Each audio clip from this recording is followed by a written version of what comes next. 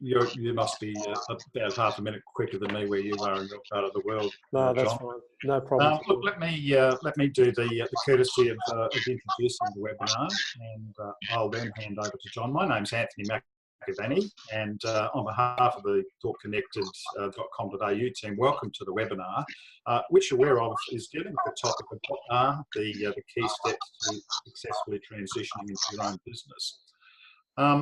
Briefly, before we go into that, about the ThoughtConnect group and ThoughtConnected.com.au, which is our online portal. The ThoughtConnect group was established by our presenter today, John Munro, around 3 or so years ago. And the primary purpose of both the group and our website portal is to support people who are self-employed as consultants, coaches, advisors, mentors, counsellors and freelancers. And this whole organisation arose really based on John's 30 years career working with business owners of all types. And over that period, John came to recognise, look, there is a need for self-employed people, not only for business issues related to support, but also recognising that running your own business isn't easy by any means, and that often that we don't have people around us that we can turn to for the emotional support as we ride the highs and lows of doing business for ourselves. And look, John will tell you a little bit more about his background shortly. But just a little bit of admin about the way that we're going to work during the webinar today. We are recording today's session, and I can see the recording button on, so that's good. Please feel free to use the chat function during the presentation to ask questions and also to make comments, and I'll be checking in on that box from time to time.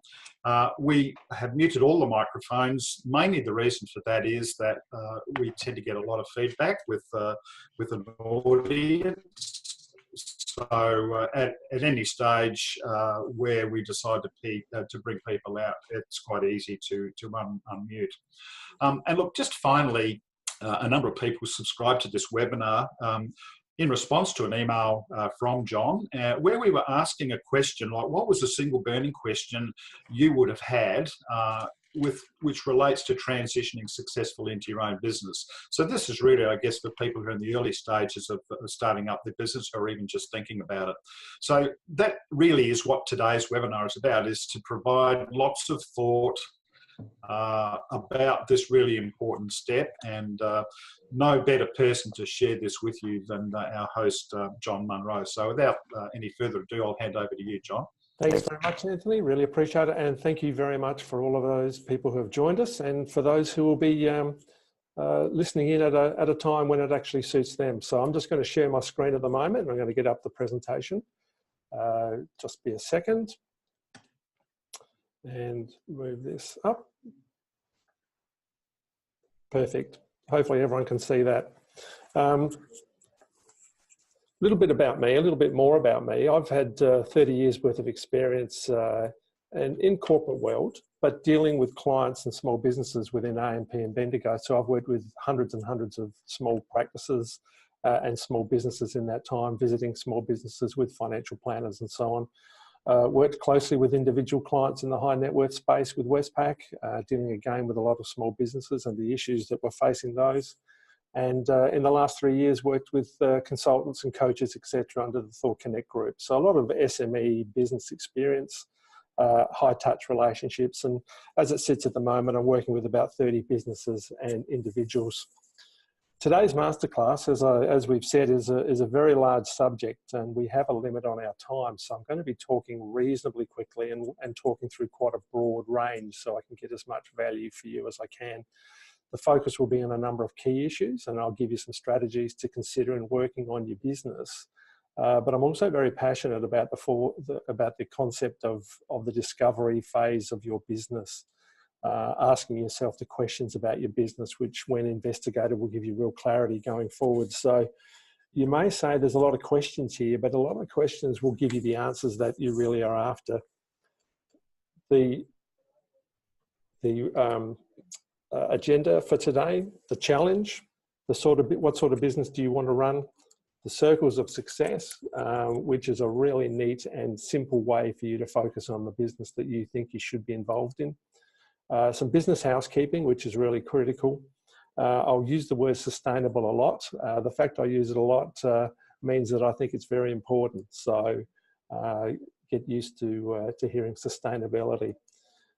Risk assessment, assessing the risks that affect your business. Talk a little bit about sales, a very strong weakness in a lot of small business. The profit-making price, I'll run through a calculation, a very simple calculation as to how you can consider the price or the fees that you can set. Touch a little bit on web marketing and social media design. Talk a little bit about the end in mind, and then we'll talk about support. We'll work our way through those, all of those areas, and with lots of questions involved. Notice, what's your step? Some interesting statistics for a start, not to put you off, but to probably really invigorate us and to give yourself an opportunity to pat yourself on the back. Statistics change from group to group and figures to figures, but the ABS figures in 2016 told us 60% of businesses wouldn't survive the first 5 years. Melbourne University came out with some more damning statistics saying 97% of us won't grow or will fail totally over a 2-year period. But the greatest insight and the greatest congratulations to those who are dialing in today and those listening is that 46 will fail due to owner incompetence, and in many cases it's what they don't know and not understanding what they don't know. Incompetence doesn't mean the ability to work or work hard or understand the market, but it's maybe the questions that they don't know how to answer, which are the greatest issue. It's all about sustainability. Sustainability, the ability for something to be maintained at a certain rate or level over time. This is the most important thing for you to focus on. Everything we do, every question we ask must point directly to the sustainability of our business. This must be done with rigor and done regularly. You must be reviewing exactly what you're doing, asking yourself the hard questions, and it is all about sustainability, the ability to run your business and to grow your business over time. Excuse me, questions. More important than the answers in many cases. The largest business schools and seminal authors spend thousands of hours and charge us millions of dollars answering their own questions that we think we know. I think we need to understand the questions to ask first. It's no good reading a book and then them giving you 6 answers to 6 questions that they have. It's important that you have your own questions and understand where you're heading with those. I want you to contemplate what guides your business. Your business plan is still the most important document, but probably the most boring aspect in some people's mind, but most important thing about running your business. We need to understand our core values. We need to understand our long-term vision. We need to understand what our mission is. What do I do today? And we also need to understand from a personal charter aspect, the business plan for you. 95% of small businesses don't have a credible working business plan. Now, there's some strong correlations between failure and not having a strong business plan. One of the people that I coach had a business that failed after 12 months, and she was telling us the story the other day that the number 1 and number 2 issue for her were that they had no values, that the business and her business partner didn't understand what they were there for, what they were trying to do, and what they were trying to do every day. The other really powerful thing that she talked about was understanding that cheap is very expensive, which I thought was a really powerful thing for her as well. So learning about what you do wrong is just as critical. But I really would encourage you to spend time contemplating these things, what you stand for, what you want to do, what you do today, and also a really close business plan for yourself. If you don't have these, what do you actually have? You'd have to question then, what sort of business are you actually running if you don't understand these key things? Ask yourself, what do you personally want out of your business? Understanding this helps you enunciate what your vision is. Is it lifestyle? Is it something that you want to do because it's easy to do? You want to work a few hours a week. It's something that keeps you off the street. Is it something that you want to make a lot of profit out of? Is it something that you want to immortalize? Is it something that you would like to pass on to your kids? Is it something that you would like to sell sometime in the future? But these goals are another way to uncover your values and your mission and your vision. So really important questions to take a moment to consider. What sort of business do you want to run? Is it time or size bound? Is it long or short term? Will I want to sell it? Is it my legacy to pass on my family? And I hope you can see that from these questions, you are going to start to get a really clear understanding of what it is that you want to achieve by starting out your business. It's a really interesting triangle to consider as new business owners or people who are contemplating running your business. The triangle starts on the bottom and is based on Maslow's hierarchy of needs. If you haven't had the chance to have a look at his work, it's been around now for many decades, but it's still one of my favourite pieces of psychological work that helps us understand the psychology of people and where they're going through. But this is obviously working from the bottom, the particular focuses and the particular transitions that a small business will go through. So your cash flow and your hustle starts at the very bottom. As you progress and you get a pipeline is effectively business that is coming up in a regular process. You've got your business development working well, so you're getting consistent income in. Your mojo is effectively your confidence or your swagger. So your business is starting to progress to what you're looking for, and your business then moves into your lifestyle and legacy as we work through. So it's an interesting something to contemplate, the key steps of how your business is going, and as you sit quietly there listening, what is it that and where is it that you sit on this particular business scale at the moment. I want you to grab a pen if you can, and if you can't, to have a look closely at what we're doing here. This is what we call a Venn diagram for people of Anthony's age and my age, and I want you to draw 3 circles. And I want you to really closely contemplate the 3 things that I put up there now, which is to put a heart in one, put a dollar sign in the other, and write the acronym BIM in the other. So take a moment to put a heart in one, put a dollar sign in the other, and the acronym BIM in the other. And then we get a circle of successful sustainability. So this is one of the most basic things that a small business owner should be doing and should be doing regularly. So this is various connotations, various versions over the last 20 or 30 years. But the 3 circles represent 3 very, very important things. The top one, what are you deeply passionate about? If you're not passionate about your business, I would question, is it possible for it to be sustainable? The left-hand circle, what are you best in the world at? Now, this particular process is for every business, no matter how large it is. Now, this could be from the largest businesses in the world, like Apple, right through to a small single business like myself or Anthony. But what you might like to do to make it more relevant to you is, what can you do best in your market? Or what can you do best in your geographic environment? Excuse me. And on the right-hand side, what drives your economic engine, which is your dollar sign. So that's effectively, how do you make a profit? And when you have a look at where those 3 circles meet in the middle, that is the space where you need to play. And that's the space that you need to be really focused on, because that's the space which effectively is the areas that you are the most passionate about, that you are the best in the world or your market, and you can actually make money out of. So I don't know whether you've seen that before, but it really becomes the basis of your reviews and the basis of your conversations. So out of that, the actions that you really need to do is deeply understand the 3 circles. You need to challenge yourself in, for example, your money side of things. How it is that I'm going to make a profit? Do I understand how to make a profit?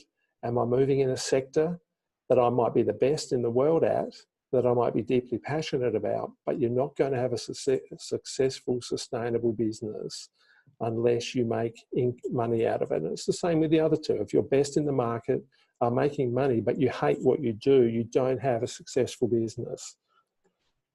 And really, probably, obviously, it flows on that the core of the business is where you focus your resources, research, and the intersection is your business, and it's where you focus on. It's an iterative process and it's an ongoing process. So you continually need to question that central part of the business. You need to autopsies and analysis, work out what you do well, work out what you do badly, and continue to evolve your business. ThoughtConnect is on about version 61 at the moment, because I'm wanting to know where I can make an income, what I'm best at, what I do uniquely, and what I'm really passionate about. Dialogue and debates. You need to have somebody that you can talk to about the way that your business is running. We'll talk a little bit further about that. Obviously, I do a lot of that every day with people that I coach and people that I mentor. But dialogue and debate and open debate about what's going on is important. And then the capability to make decisions, whether that's to change or whether that's to go the same, or even reverse what you've been doing, but be prepared to make changes and so on. There's a strong correlation that there's only 2 to 5% of small businesses that are able to survive with coaches. So you can see the types of statistics that come through. 97% of businesses are failing, but only 3 or 4% actually have a coach or a mentor. And the percentage of those who survive, it's a very high percentage that have those people in place. Questions are in many cases more important than the answers, and that's one of my favourite sayings. Now I want to ask you, who the hell are you? Who are you? Who are you to me? And importantly, why should I deal with you? And why should I buy from you? This is a really critical strategic question. This is the look in the mirror question. This is the look at the, what am I doing? Why should someone buy from me? Am I the best? Am I operating as effectively or as efficiently? Am I answering to the market? So I'd really love you to write that down and continually question yourself about that. Who the hell am I? Who am I? What do I do? Why should someone deal with me? Why should someone buy from me? Because when you look at sustainability is understanding your product, the market that you deal with, and the price that you charge. So when I coach somebody or work with someone, these are the 3 things that we really focus on. What is your actual product? Who actually is your market? What is the price that you charge? And you really need to have laser understanding of what's going on with that space. Business housekeeping. Scalability is one of the most important factors for entrepreneurs. Strategy with aligned marketing is required to grow. So scalability is effectively the ability to change in size or scale. So that's the ability to increase in size. And there was a number of questions in relation to that. Your strategy and your aligned market is going to be required to grow. So once you have your strategy in place, you can then talk about your marketing, and then you can understand the scalability to grow. Structure follows strategy. It's a really important truism. You can't and shouldn't set up your structure unless you understand what your strategy actually is. Is your business genuinely scalable? Can you continue to deliver as you grow? One of the most important issues that I come across is that people are struggling to cope with the amount of work that they have got, and they don't understand how they can continue to grow if they don't have the time on their hands. It comes down to the strategy, it comes down to what you're going to need, and we'll talk a little bit further about that as we go. Growth costs you time and it costs you capital to grow, so that needs to be understood really, really clearly. Excessive growth can be a business killer. Some of the biggest businesses in the world have grown too quickly and they have failed because of the constraints that capital costs and time and increase in staffing has come across. The key areas for you to focus on in this area are what your expertise is, what your customer needs are, and what your business needs are. So they're the three things when you talk about scalability that you must have the answers to. Have you got the expertise to grow? Are you able to continually feed and fulfill what the customer needs? And are you continuing to give what the business needs? Because in either of those three, if you start to fall out or they start to get out of kilter, your business then becomes at risk of failing. Your role in the business must be clear. A small business is only a massive business, but small. We all have the same roles, we all have the same issues, we all have the same documentation and process that we need to go through. So if you're talking to Westpac or looking at Westpac, the same processes must be gone through with them as it is with you. What is your role in the business? Am I managing the business? What are my leadership skills like? What is my business development skills like? And what's the strategy like? You are in control of all of those things. You are having to be an expert in many, but understanding what your strengths are is going to give you a really great opportunity to focus on where the weaknesses are and do something about it. Multitasking, you have to do all of the accounting, all of the legal, all the insurance and structures, recruiting, talking to staff, growing if you need to. It's really important to continue to understand that structure follows your strategy, and it must be done in a very focused and methodical process in a methodical way. If you don't have a viable strategy, you simply don't know the structure that you need. And do I have the ability to do everything the business needs from me? Now, when you ask these questions, the answers are going to necessarily be the dropout next steps for you. So when somebody says, what's the best time to grow? What's the best time to bring in another staff person? You really do need to ask yourself these questions on the last couple of pages, and the answers will become really crystal clear for you. These things are known by most of us, but really rarely done. What resources do I require for me to succeed? What skills are required? Do I have the money to invest in success? Am I as efficient as I need to be? Am I really sustainable as a one-person business? And then you can look at the options that might be the case. It might be working with subcontractors. It might be working with virtual assistants. And you can then work through the process from there. What is my business infrastructure? What is the ideal structure?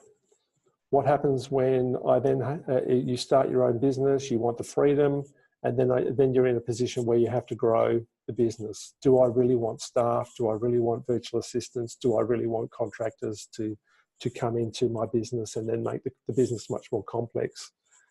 When can I invest in support, assistants, subcontractors, or staff? Your strategy and your business plan and your cash process will tell you these things. And it needs to be done in a really consistent, considered manner. And I can't bang on enough about the crucial side to these for your business sustainability, because if you spend a lot of money on a staff person, you need to continually pay for that person's income. And ultimately, the question that the consumer or your customer has, are you going to deliver on the promise? And are you going to deliver on it now? And are you going to deliver it in the future? And so your processes and your structure and your support needs to be able to deliver what you promised. How do I manage risk in my business? Since starting ThoughtConnect, this is one of the areas that I've really focused on, and we've got 6 amazing professional service supporters within the group who help the associates in the governance side of the business. And it's one of the greatest weaknesses that I've seen across the 300 consultants and small business owners that I've met in the last couple of years. They have no understanding when they move out of their roles, whether that be in corporate or in other businesses, as employees, as to the governance that is required to run your business. And it's coming down to what risks are you prepared to accept. And in many cases, small businesses are leaving themselves exposed to the point where their houses and their assets are actually up for potentially being taken away from them from what they actually do. How do I find the governance and the support that I need? And some of the things that I really want you to write down and start to consider when you're looking at your business or looking at starting your business is getting the best people you possibly can around you. And that is all about insurance and financial planning on yourself. Do you have a financial planner? Do you have insurances in place to protect yourself? Legals are really crucial, and probably one of the things, whilst I understood it, I didn't really understand how complex and how risky what we do is every day.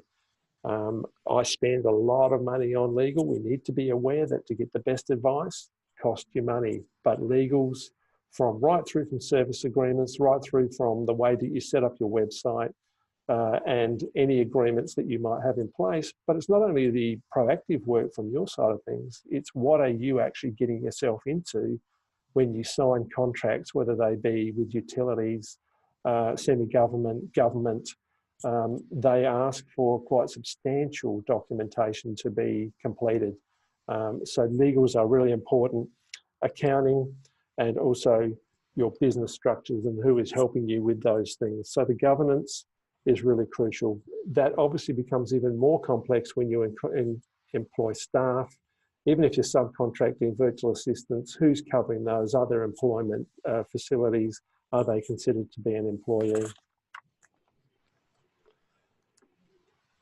Risk assessment. What is your risk tolerance? What is your comfort zone? And this will really give you an indication. Know this ahead of time. Check in with your own habits. Are you happy with debt? Do you have a large mortgage by choice, or is it by absolute necessity? Do you like paying back debt? What are the risks that you're feeling comfortable with? Are you well insured for your house? Is it something that you'll take on? And if it burns down, you'll manage the process through. This will give you a bit of an understanding of what your risk acceptability is. And it's going to give you some comfort when you're feeling nervous about the risks that are associated with your business. Success is underpinned by the failures in this area, so don't be concerned if you know your mistakes, but know your limit. Know the limits that you're prepared to go to. Know your limits as to how far in debt that you would like to go. And one of my favourite lighthearted sayings is to go broke quickly, but understand exactly when you aren't going well. Understand exactly when there is time for you to pull out, when there's times to pull back, when there's times to lower your expenses and so on. The risk side of the business and the risk tolerance side of the business is again a massive area where people put themselves in a situation where their business will fail. Risk mitigation, get the best money can buy. That's all I can say before we finish on this particular subject. Cheap is expensive, as my colleague found out. Professional services are really important.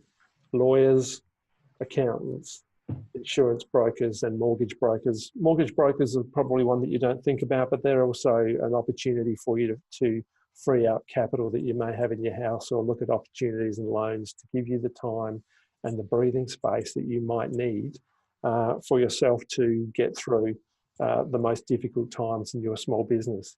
If I could give one piece of advice to people who are starting from scratch, it's to give yourself an amount of money that you can use in your business. Many people will use the family accounts to pull money out of. They'll use their bank accounts, and it's very, very difficult for you to be able to run a business when you're using family accounts, because partners and family will want to know what you're doing with the money. You need the time and freedom to be able to work quietly. Helen, would you mind just muting for me, please, if that's possible? Thank you. Sales is probably one of the areas that scares most people. People like to maybe even change it to different words: influencing, cajoling, or strangling people for sales. It's the number one inhibitor for success that I see for businesses that are starting to mature. They're getting the basics right. They've got a good plan, good strategy, good working process in place, but then a lack of strategic pricing, sales strategy and capability and understanding really does hit them and can be the cause of a very high percentage of businesses failing. You need to clearly understand your sales and pricing process. You need to understand how you business develop and the skills required about that. We've got to remember that we aren't born with this skill. I've been very fortunate to spend 30 years in the sales industry and sales capability industry. None of us are born with this skill. It is a learned skill, but it is really crucial. You can have the best running business, the best product, but if you cannot move the product, you actually don't have a business. You have a constipated business. So you can now start to see, as we have worked through to this particular point, that an overarching strategic plan is one thing, but there's a number of strategic plans that need to sit under this. And that's your strategic structure, 1, 5, 10 years, your strategic people plan, assistance plan, other help plan, strategic pricing, really important thing, strategic sales capability, and then your strategic marketing plans are all under the one umbrella for you to have in your plan. And then we get back to this question again. Who the hell are you? And importantly, why should I deal with you or buy from you? The elevator picture, few of us have, but all of us must have very, very clearly. Now, I want to go through a process for you to understand the profit-making price, because many of us have set up a program within our businesses that we charge an amount of money. Now, when you're first starting, of course, it's crucial that you pick up business where you can and the hustle comes on and you'll do what you need to do to survive. But the next evolution of that cash flow is for you to start to understand, how do you make a profit? And that's one of the critical things. Revenue means nothing. Revenue in many cases will fool you. Turnover, sales, services billed mean nothing, because it is just a number. Profit, in my view, is revenue less expenses, i.e. tax, costings, and then you need to be serious about debt. So the figure that you should look at regularly is that how is your business going if it was to close today? And that will give you a realistic view.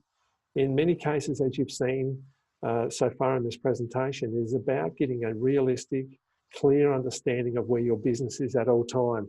If you're making $2,000 a month but have a $250,000 mortgage or debt or loan for your business, that needs to be considered in relation to that risk, and is the risk worth the reward for your business?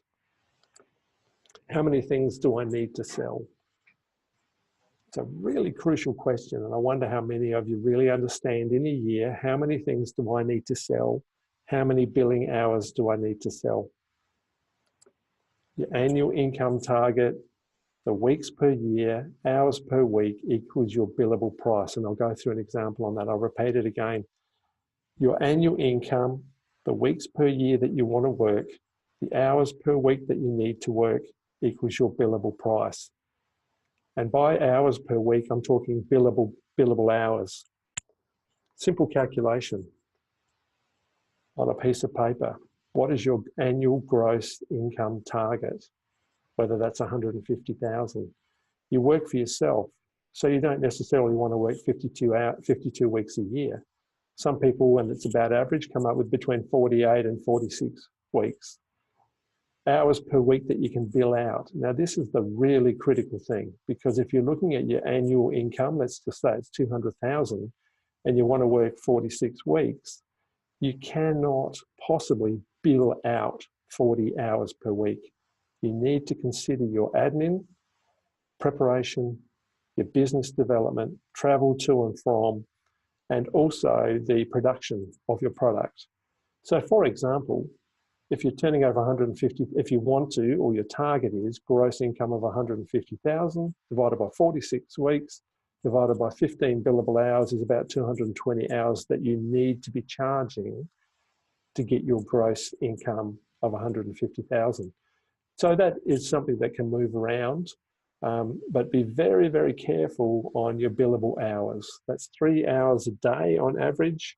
They're the hours that you can actually go and see a client or do something that you can send an account out for. And this is really important with the way that you actually also work with products that you manufacture and how you go about that. It's a very high level helicopter view, but unless you do this calculation, you won't actually know even how to bill for a piece of work, whether that be a workshop, whether that be a couple of days off-site. So you need to understand this figure for you to be able to understand what a profit-making price is on an hourly basis. Business development, I really would strongly suggest that this is one of the first things that you need to put in to your diary on a weekly basis. It must be planned for and managed, and it must use your ideal client as a target. So in each of your diaries, you must be putting 4 to 5 hours per week focusing on the business development. One of my colleagues calls it his coffee graph. And so when he meets clients, he buys them a coffee. And when he looks back in arrears, he can see that when those coffees drop off, his business drops off as well. So the hustle and the going to see clients and the business development is going to be a really crucial thing. How you go about that, well, if you haven't got that as a personal skill straight away, can be coached, and we can help you with all those types of things. It must be planned for and managed, and it must use your ideal client as its target. Here's a really interesting one for you to have a bit of a look at for a quick moment of breathing for me. The elements of value pyramid. So this is the products and services that deliver fundamental elements of value to the 4 kinds of people. So when you have a look really closely at this, you'll be able to see where the product that you're trying to sell sits in that list. And you'll also notice that it lines up very much with the life of a business, and many cases will also give you a very clear understanding that from the bottom up, the bottom will be the lower priced products to the top, which are the most important products, and then you can charge for. So if you have a look at the life-changing products, things that provide hope, self-actualization, that might be that people might want to drive an Audi around.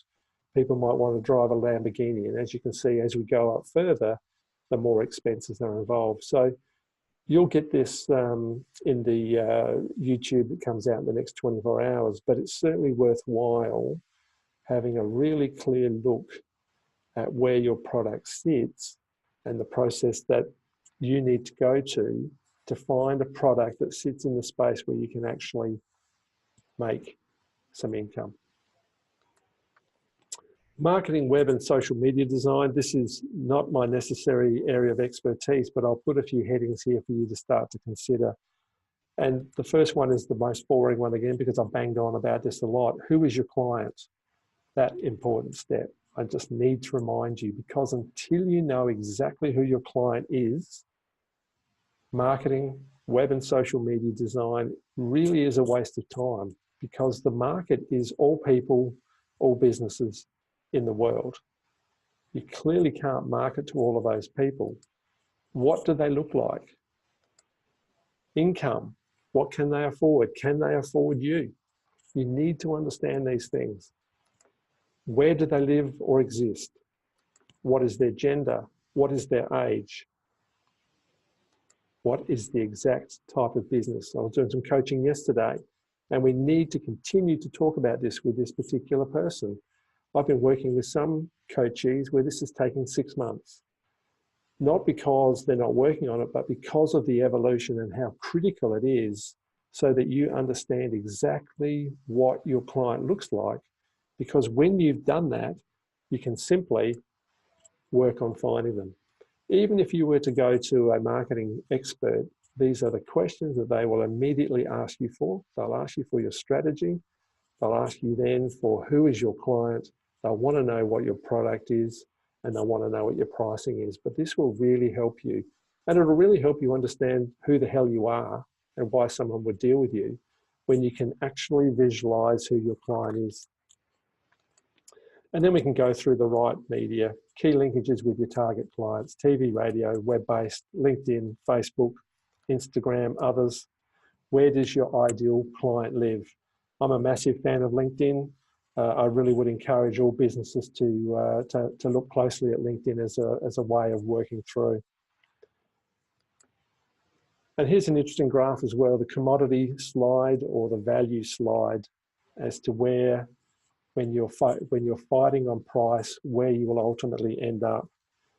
It's a really simple graph, but what it does is effectively gives you the life cycle of a product. And I think if you look at computers and the expensive computers to the point now where they were worth hundreds and hundreds of thousands of dollars 10, 15 years ago, right down to the fact that they're a commodity now, and the software package and applications are where people make money. These are important things for you to consider for your business and where you think in your vision and mission that your business will be able to hold up. Coming to the last couple of slides, but it's well worth thinking about the end in mind. Failure is always going to be a basis of future success, and anybody who has done anything in life has failed. I know more than most people because I've made more mistakes than most people. It's just a simple fact. So don't take failure as the end of your business. You will never have static perfection. So in many cases, the story of Apple's iPhone, the talk is they've got Apple iPhone 20 sitting in there. They understand that every year they roll things out, that there will be issues with that. It's the same with your products. It's the same with doing something. There's no value in being stuck. You must evolve and work through that process.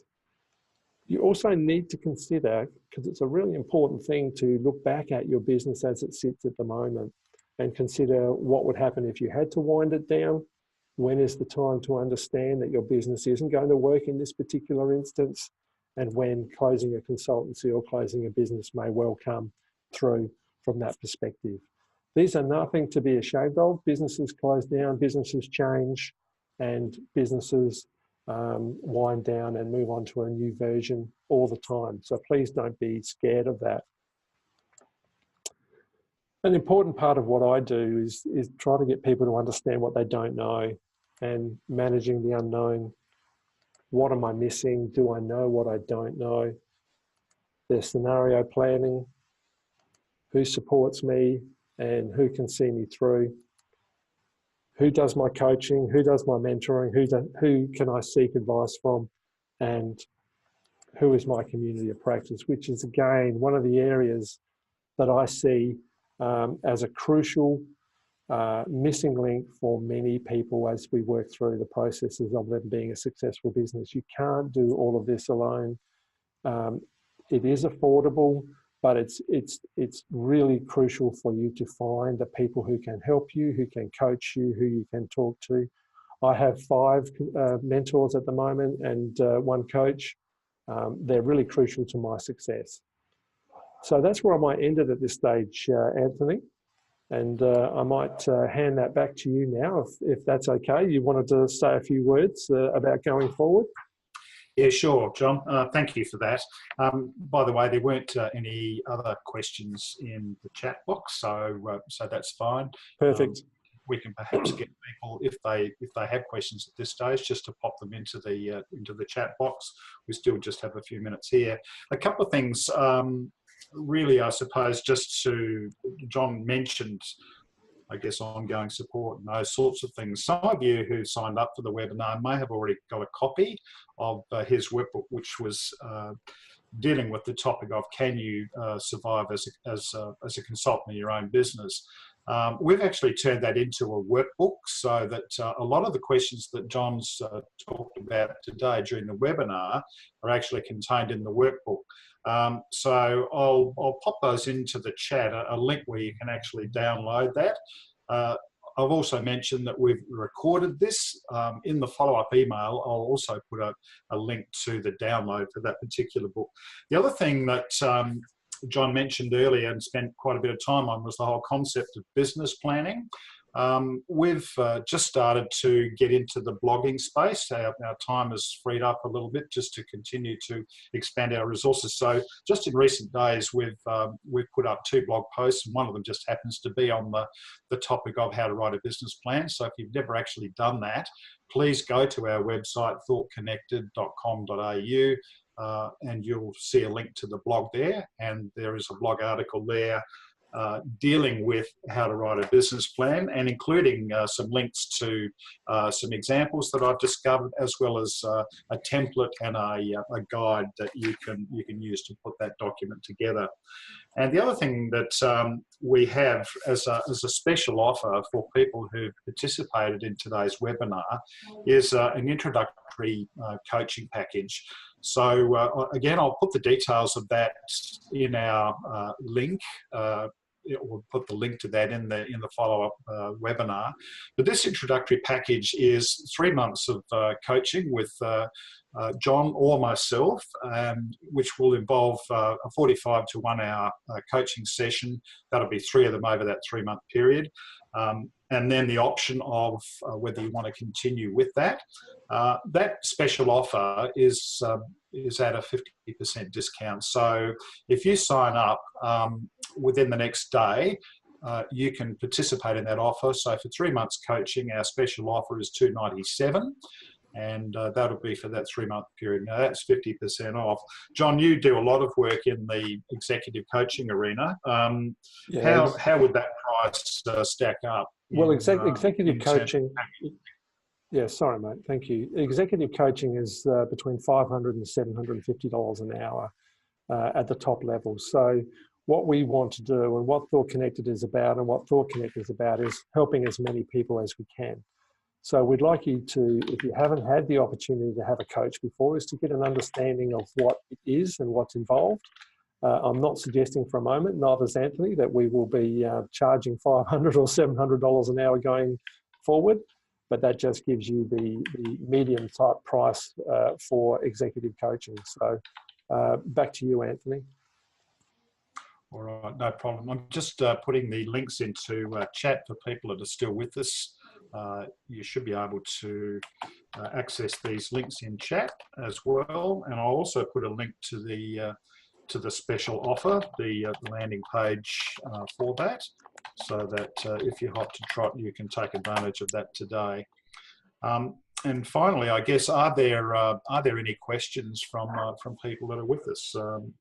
Please unmute and come out and ask your question. And you can get, if you haven't got a question, or you're a bit worried about asking a question while you're here, Anthony and I, our email addresses and our contact addresses, and we are more than happy to help where we can. You can catch us on LinkedIn. So we're more than happy to help you where you can. It's not defined to you wanting coaching or taking packages. That's what we do. We like helping people. Great. So look forward to chatting to you further. Great work. All right, John. It looks as though there's no other activity in the chat, so I think we can probably call proceedings to a close. We've kept it pretty much within the 45 minutes, so all good. Any final thing you want to say, John, before you sign off? I just want to say thank you. Thank you for those who dialed in. Really appreciate your feedback, if there is any, and also to those who are dialing in via YouTube. Thanks very much for taking the time to listen to us today. Thank you. Thank you. Thanks Okay. very much. Thank you. That's Kirsten.